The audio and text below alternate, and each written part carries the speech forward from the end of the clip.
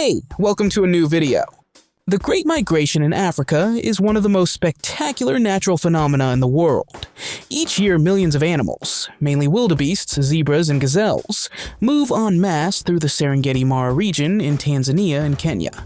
Over 1.5 million wildebeests, 200,000 zebras, and 400,000 gazelles travel a massive loop of about 1,800 miles, or 2,900 kilometers.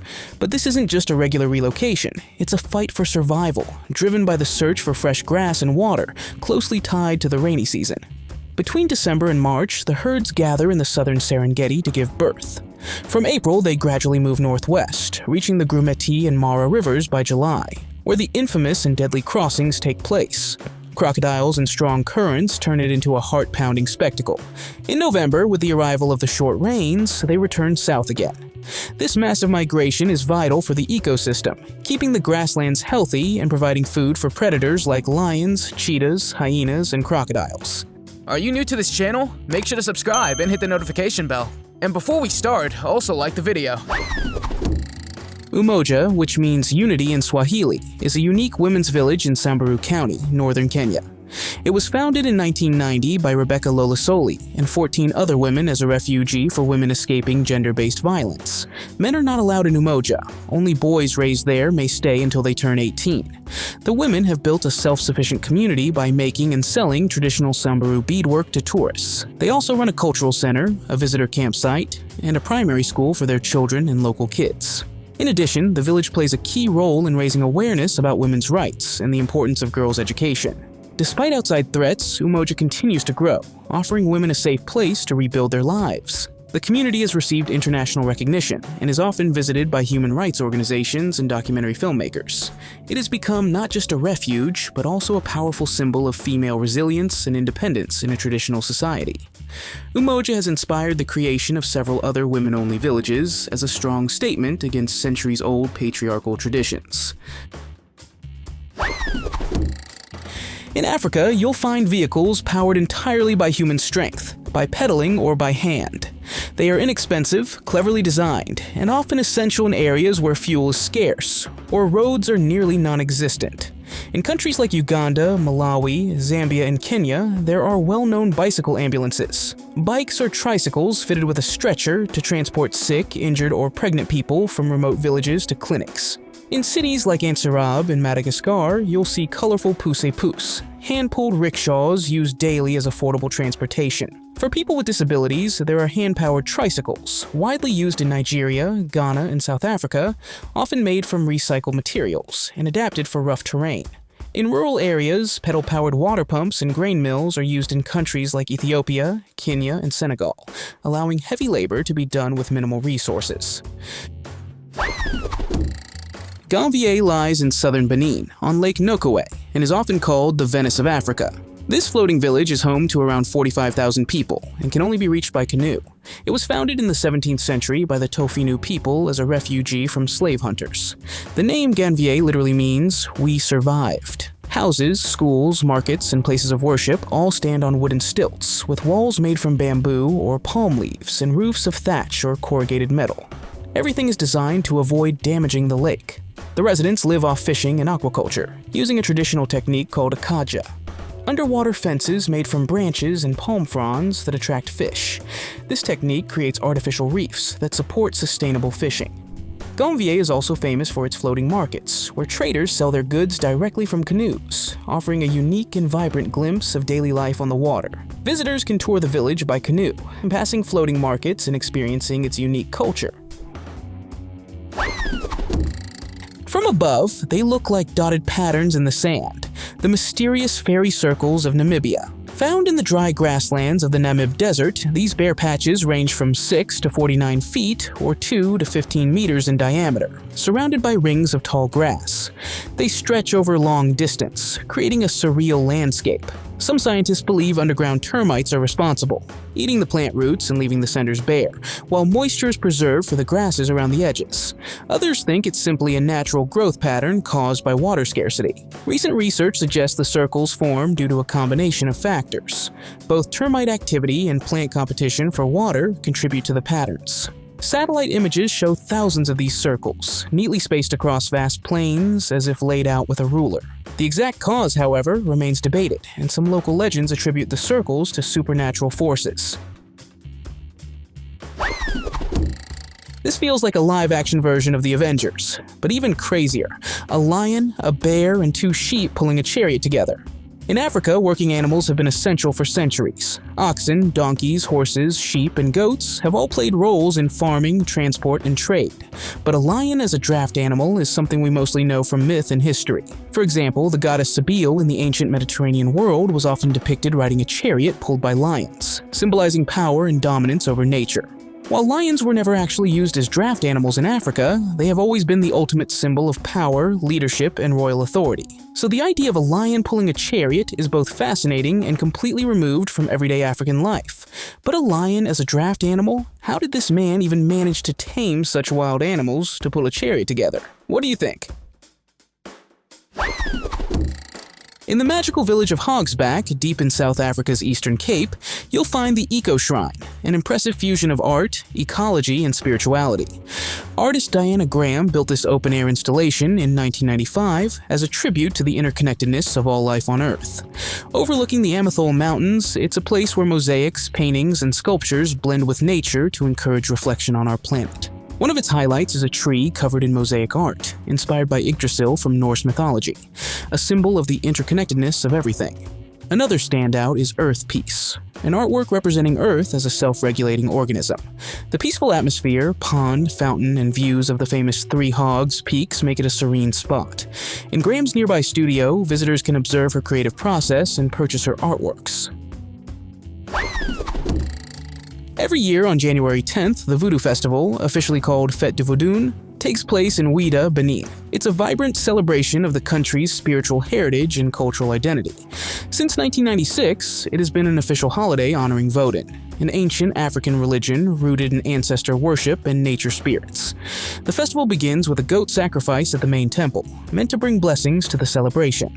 Afterward, participants proceed to the famous Porte du Non-Retour, Door of No Return, a historic site where enslaved Africans once departed from the continent. The city comes alive with drumming, chanting, and traditional dances, performed by masked figures such as the Sunboto and Egungun, who represent the ancestors. Women play a central role, both as religious leaders and as embodiments of goddesses like Mami Wada. In addition to the rituals, there are communal meals, spiritual consultations, and markets selling local crafts. Tourists from around the world attend the festival, which is now considered one of the most important voodoo events globally. Despite the colonial-era stigma that long surrounded voodoo, here the religion is celebrated as an important part of African cultural heritage, a spiritual celebration and cultural tribute at the same time. The vast deserts and unique landscapes of Tunisia have inspired many filmmakers, including George Lucas, who brought Tatooine to life here in the Star Wars films. One of the most famous locations is Hotel Sidi Driss in Matmata, a traditional Berber troglodyte dwelling carved into the earth, used as the interior of Luke Skywalker's home. Not far from there are the salt flats of Chott el Djerid, where the exterior shots of the Lars homestead were filmed. The igloo-like structure that served as Luke's house still stands today. In Tazur, an oasis town in the southwest, scenes featuring Darth Maul and the Phantom Menace were filmed. The nearby area of Ongjamel, Camel Neck, with its jagged rock formations, served as the backdrop.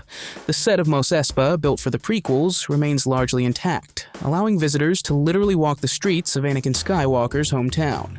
Then there's Sidi Bolil, also known as Star Wars Canyon, where scenes were shot of Luke being attacked by Tusken Raiders and rescued by Obi-Wan. The rugged canyons create the perfect otherworldly landscape. On Gorée Island, just off the coast of Dakar, Senegal stands one of the most haunting monuments of the transatlantic slave trade, the Door of No Return. It's located in the Maison des Esclaves, House of Slaves, which once served as a holding facility for enslaved Africans before they were shipped to the Americas. The door faces the Atlantic Ocean, the final threshold for thousands of men, women, and children who left Africa forever.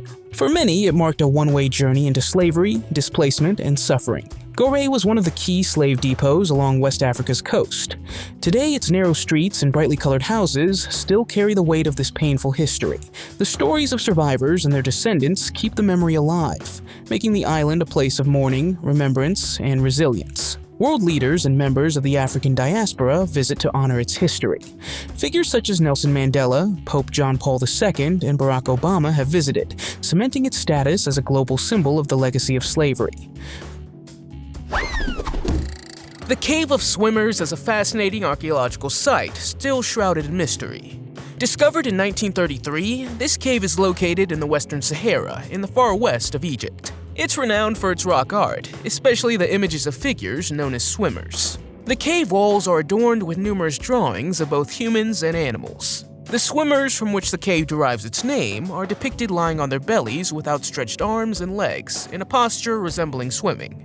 However, the question remains whether these figures are actually swimming, or if there's a deeper symbolic meaning behind them. One theory suggests that the cave drawings may represent the deceased arriving in the afterlife, greeted by headless animals considered to be gods. Another interpretation is that the figures were meant to neutralize the power of demonic beings by depicting them without heads. Nevertheless, archaeologists have not reached a consensus on the true meaning of these enigmatic rock drawings. About 10,000 years ago, the landscape around the cave differed significantly from the dry desert we see today. It was a savanna teeming with various animals and inhabited by humans. The rock art in the cave provides a glimpse of this ancient ecosystem and the lives of its inhabitants. The baobab is one of Africa's most iconic and mysterious trees. It's called the Tree of Life, for good reason, thanks to its enormous usefulness, longevity, and bizarre appearance. These trees grow mostly in the dry regions of sub-Saharan Africa, especially in Madagascar, southern Africa, and parts of West Africa. Baobabs can reach heights of up to 98 feet or 30 meters, with thick swollen trunks, sometimes more than 82 feet or 25 meters in circumference. Inside these trunks, they store thousands of liters of water, crucial during the dry seasons. Some baobabs are over 2,000 years old. Their branches resemble roots, earning them the nickname upside-down trees. Nearly every part of the baobab is useful. The fruit, known as monkey bread, is packed with vitamin C, antioxidants, and calcium, and is used in food, drinks, and natural medicine. The leaves can be cooked like spinach, and the bark is used to make rope and fabric. In many African cultures, baobabs are sacred, serving as meeting places, spiritual sites, and even burial grounds. The Lomekwi 3 tools are the oldest known stone tools ever discovered, dating back to 3.3 million years ago. This is approximately 700,000 years earlier than the previously oldest known stone tools. Lomekwi 3 is an archaeological site located in West Turkana, Kenya. The site was discovered by a team of archaeologists from Stony Brook University, led by Sonia Harmond and Jason Lewis. These Lomekwi tools are believed to have been made by early members of the human family, such as Australopithecus or Kenyanthropus. They were found in a remote area of Kenya known for its harsh and arid conditions. The discovery suggests that early hominins could adapt and survive in various environments. They were also found in association with animal bones showing signs of processing, indicating that early hominins used the tools for hunting and meat processing. The Kweneng ruins refer to the remnants of an ancient city located in Botswana, South Africa. The city was rediscovered and brought to light through the use of laser technology, providing valuable insights into its history and significance. It was an advanced and prosperous city that existed during the 15th century. Kweneng was home to the Tswana population and had a population of approximately 10,000 people. The city included hundreds of households, a bustling market, and an extensive meeting place. It was ruled by kings who regulated trade, engaged in warfare with other city-states, and resolved disputes. The rediscovery of the city has shed light on the rich and complex history of pre-colonial Africa. Researchers are increasingly discovering how various African cities and empires were strong, detailed, and interconnected, such as Great Zimbabwe, the Male Empire, and the Kingdom of Benin. The laser scans revealed that Kweneng was divided into 3 major districts spread over a considerable area, with large stone-walled enclosures that may have contained livestock. The Eye of the Sahara, officially called the Risha structure, is one of the most bizarre geological formations on Earth. Located in the Western Sahara near Ouadane, Mauritania, it spans about 25 miles or 40 kilometers wide. From space, it looks like a giant bullseye in the middle of the desert. Originally believed to be the result of a meteor impact, scientists now know it's a geological dome formed by uplifted layers of sandstone, limestone, and quartzite. Millions of years of erosion have exposed the striking concentric rings. The oldest rocks lie at the center, while younger layers form ring-like patterns around them, resembling tree rings. Fossils found here suggest this region was once home to rivers, lakes, and a thriving ecosystem. Its massive size makes it easily visible on satellite images like Google Earth. Astronauts often use the Eye of the Sahara as a reference point from the ISS.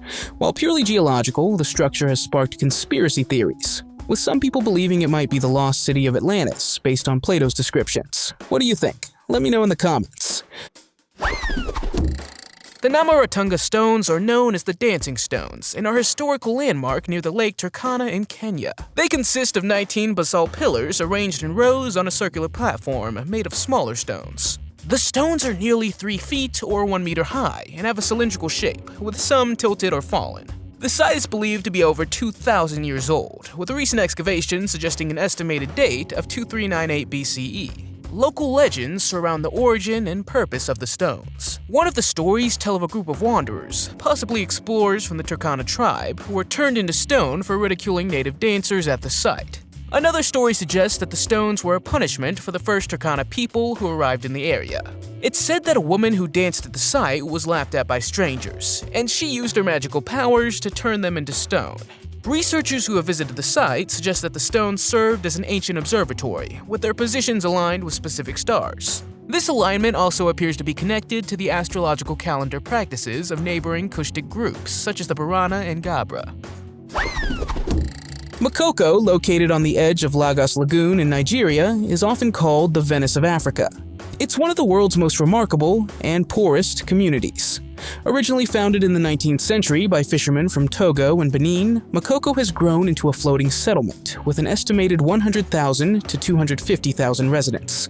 Most people live in wooden houses built on stilts, reachable only by canoe. Despite poverty, it's a vibrant community where families have lived off fishing and small trade for generations. The construction is often creative and sustainable, using local and recycled materials. Makoko is also known for its innovative projects, like floating schools, designed to rise and fall with the water level. During heavy rains or floods, parts of the community can become temporarily uninhabitable, placing constant pressure on daily life. Serious problems persist. No clean drinking water, no sewage systems, no waste disposal, and often no electricity. Residents live in cramped conditions, exposed to disease and pollution. Because the government considers parts of Makoko illegal, forced demolitions in 2012 left hundreds suddenly homeless. Is there anything more intriguing than a mummy? A mummy with a golden tongue, to be more specific. Archaeologists have excavated these unique mummies at various locations in Egypt, shedding light on ancient burial practices and beliefs. In the necropolis of Kweneng, the Supreme Council of Antiquities discovered tombs containing mummies with golden tongues. The discovery raises questions about the purpose of using gold foil in the mummification process, and the reuse of tombs in different eras. The mummies found in the necropolis were not only the ones with golden tongues. Another excavation at the Temple of Taposiris Magna in Alexandria revealed 2,000-year-old mummies with golden tongues placed in their mouths. These were found in rock-cut tombs, which were popular during the Greek and Roman periods. It's believed that the ancient Egyptians placed these golden tongues in the mouths of their deceased so that they could speak in the afterlife. The tongue was considered an important organ for communication and judgment by the god Osiris, who was seen as the ruler of the underworld. The Queen of Sheba is a legendary figure mentioned in biblical and Quranic texts. But what if we told you that there's a connection between the Queen of Sheba and a massive human-made monument known as Sunboto? The monument was found in southwestern Nigeria and features an intricate system of ditches and embankments encircling the Ijebu Kingdom. The Ijebu Kingdom was established around the 15th century in southern Europe land. The monument is named after Bilikasu Sungbo, a legendary figure who, according to local oral tradition, was the Queen of Sheba. The Okieri people associated with the monument refer to it as Sungbo's Eredu, which translates to the Queen of Sheba's Ditch. Sungbo Eredu stretch over approximately 103 miles, or 165 kilometers, and consists of a long trench with steep vertical walls. Constructing the monument required excavating an estimated 12.5 million cubic feet, or 3.5 million cubic meters of earth. The remaining archaeological evidence indicates human activity in the area dating back to the Neolithic period, with some indications of settlements extending into the Late Stone Age. Establishing the exact dating of the monument has posed challenges for researchers, as proposed dates range from 670 to 1050 AD.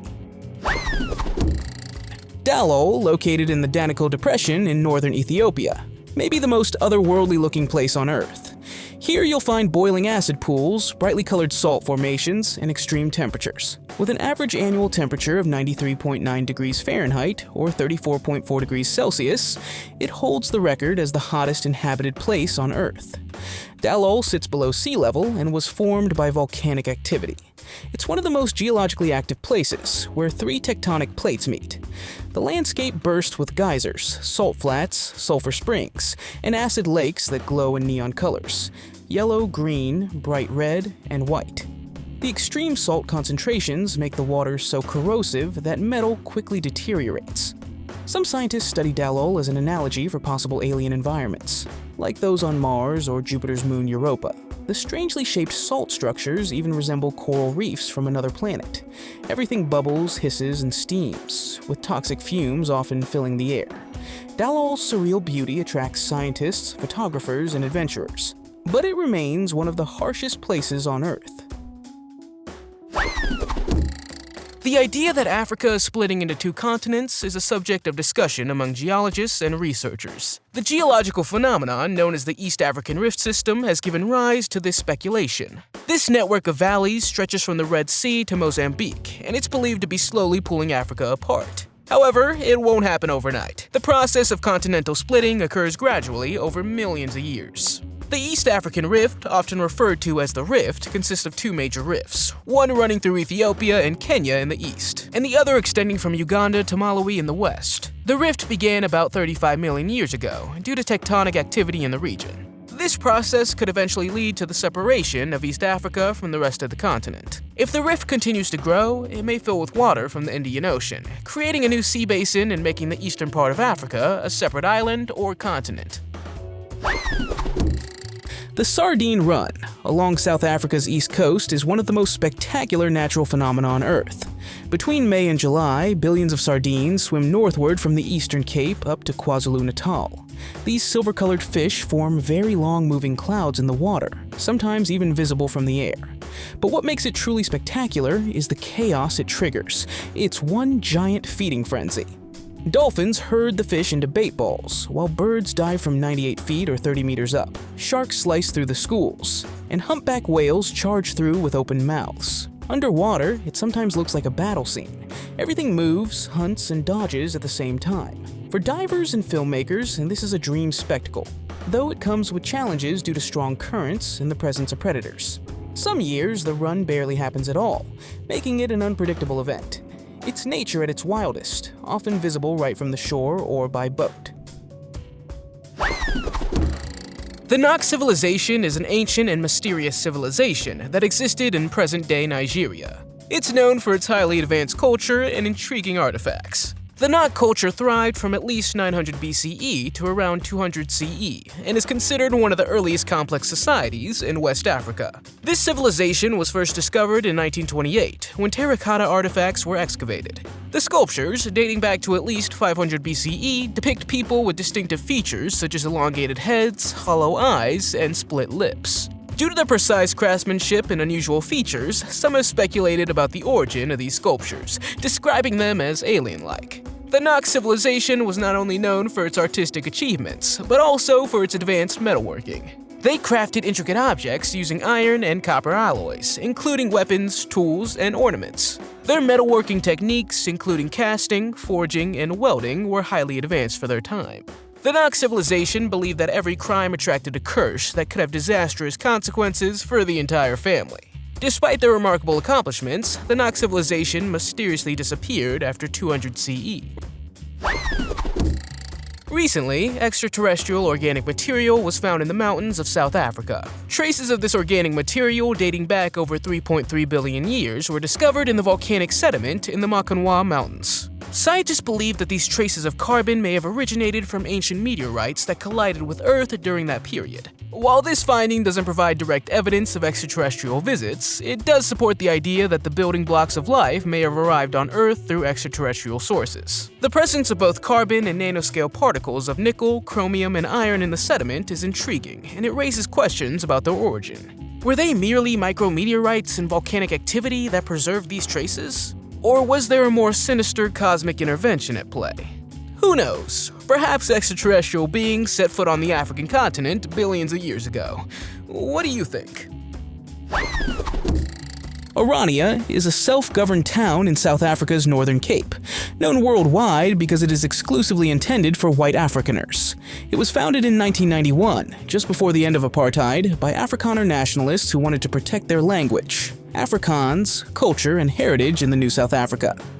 The founder was Karel Boshoff, son-in-law of Hendrik Verwoerd, known as the architect of apartheid. Orania was designed as a Volksstadt, a self-sufficient, culturally homogeneous homeland for Afrikaners. Although the town claims not to be explicitly racist, virtually only white Afrikaners live there. To live in Orania, applicants must be approved by the town council based on shared values. In practice, non-white South Africans are excluded, which has drawn a lot of criticism. Orania even has its own currency, the Ora, and operates largely independently with its own schools, shops, banks, and media. Officially, it falls under a local municipality, but in reality, the town exists in its own isolated bubble. The Dogon Sirius mystery revolves around the knowledge that the Dogon people in Mali possess about the Sirius star system. They had detailed knowledge about the Sirius star system, including Sirius B, a white dwarf next to the bright Sirius A. This knowledge has fascinated anthropologists and astronomers because it seems to predate modern astronomical discoveries. Some theories suggest that the Dogon acquired the knowledge through contact with ancient civilizations like the Egyptians or Greeks, who also held Sirius in high regard. Others propose that they developed their knowledge through careful observation of the night sky. Their descriptions align with our current scientific understandings of the system. This has led to discussions about how the Dogon could have obtained such accurate info without access to modern telescopes and advanced astronomical equipment. Controversial theories have since emerged, suggesting that the Dogon people's knowledge of the Sirius star system could have been influenced by extraterrestrial contact in the distant past.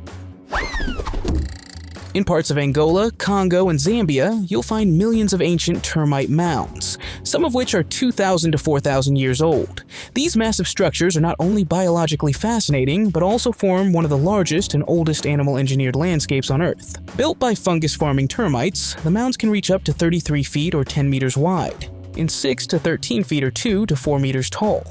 They were created over centuries, as termites constantly brought soil from underground to the surface. What makes them even more remarkable is that many of these mounds only become visible after deforestation or through satellite imagery. Scientists have discovered that the termites' digging improves soil fertility, allowing trees around the mounds to grow better.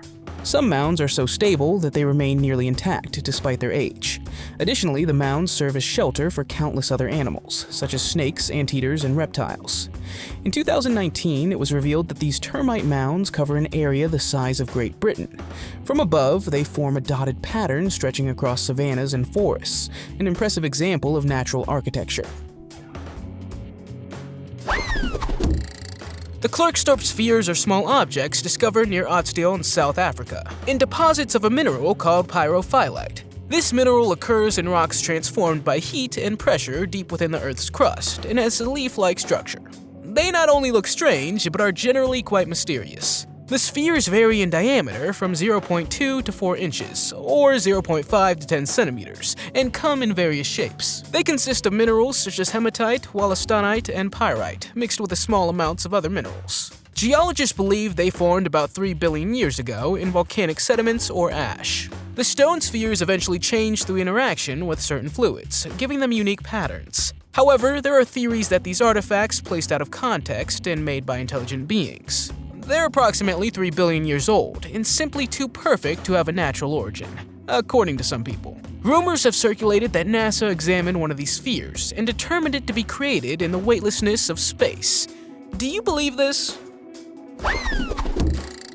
Lalibela is a remarkable UNESCO World Heritage Site in Ethiopia, renowned for its rock-hewn churches that have captivated visitors from around the world. These ancient churches are considered architectural masterpieces and are often referred to as the 8 wonders of the world. Carved from a single piece of volcanic rock, they display exceptional craftsmanship and technical skill.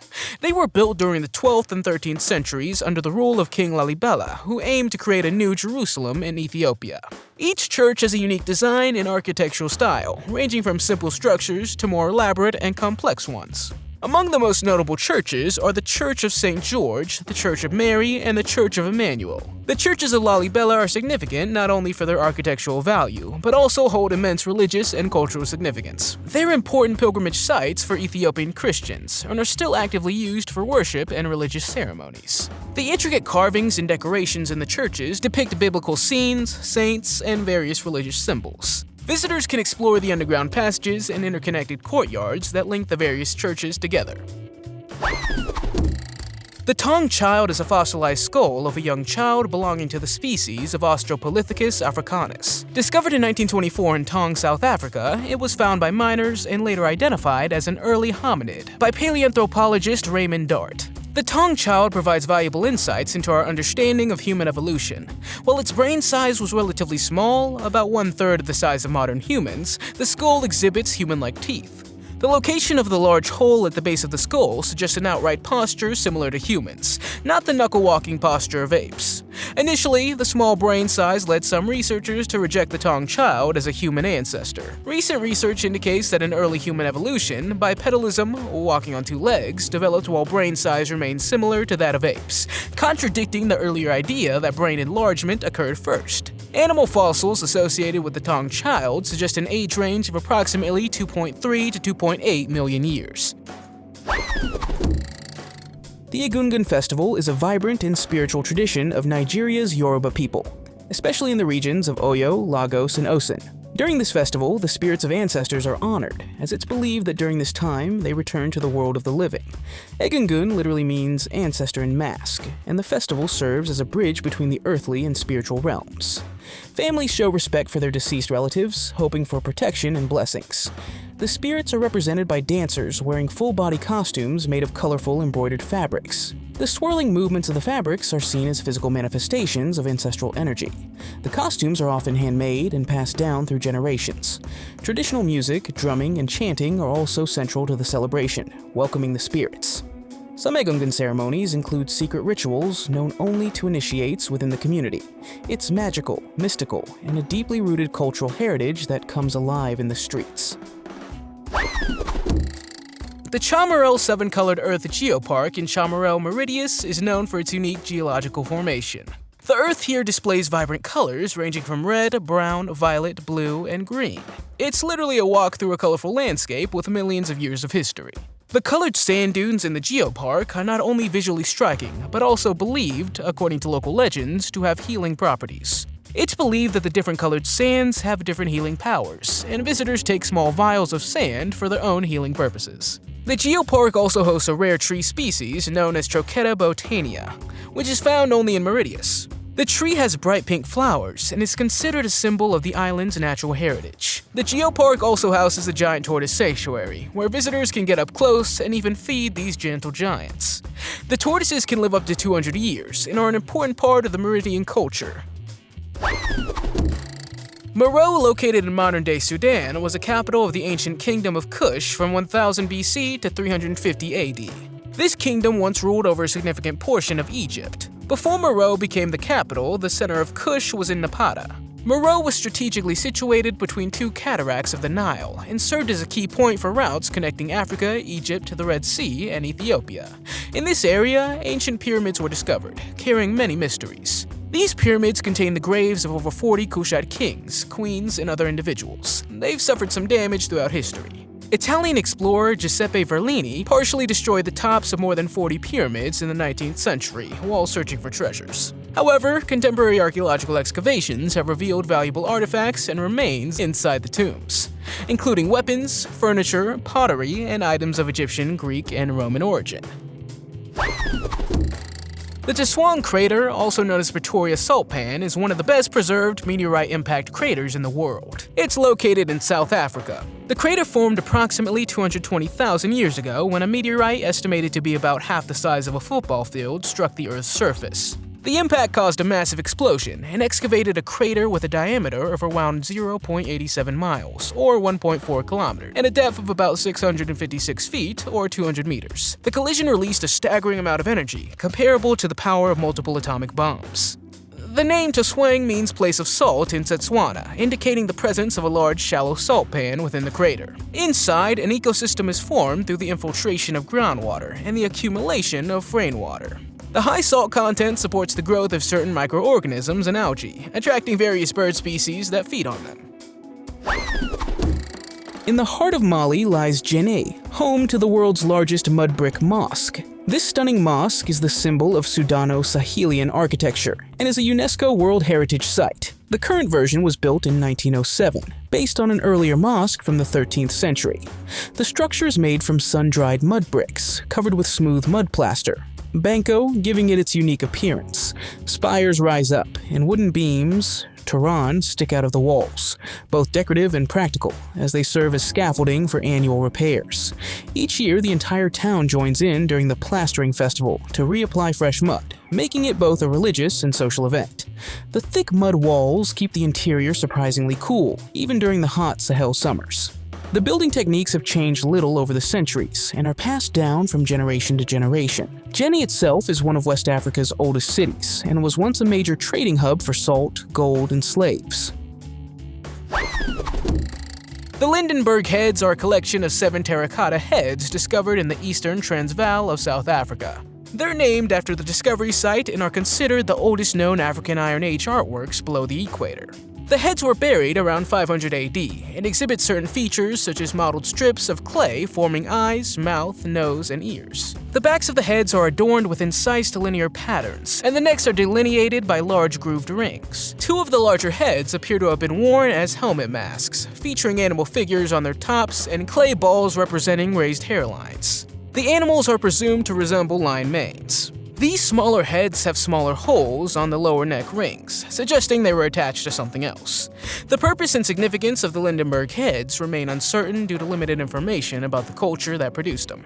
Some believe they were used in special initiation ceremonies, and possibly worn during festivities. The presence of specularite, a type of hematite strategically placed on the masks, incisions, and grooves, adds to the mysterious nature of these artifacts.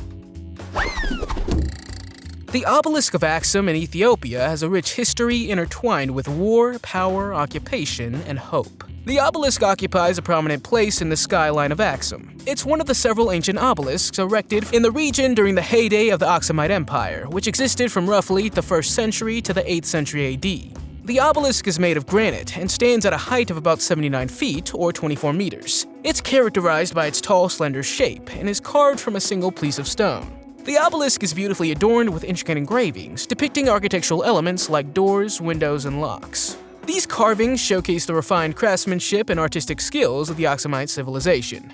The Obelisk of Axum was erected as a symbol of power and prestige during the reigns of the various Aksumite kings.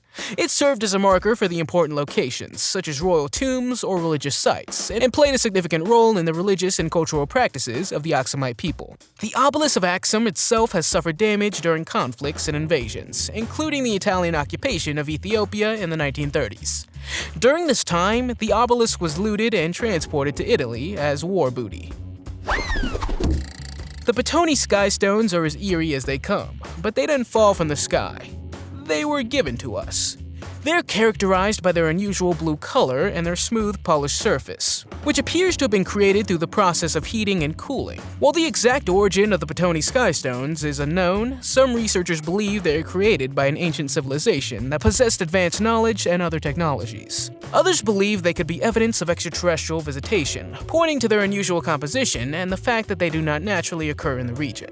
It's said that a geologist named Angelo Petone obtained the stones from a Fula chief in Sierra Leone, whose tribe claimed that the stones came from extraterrestrial beings. Even acid couldn't break down the stones, and approximately 77.7% of the stone is oxygen. The remaining components are carbon, calcium, and an unknown organic compound. They are believed to be 55,000 years old.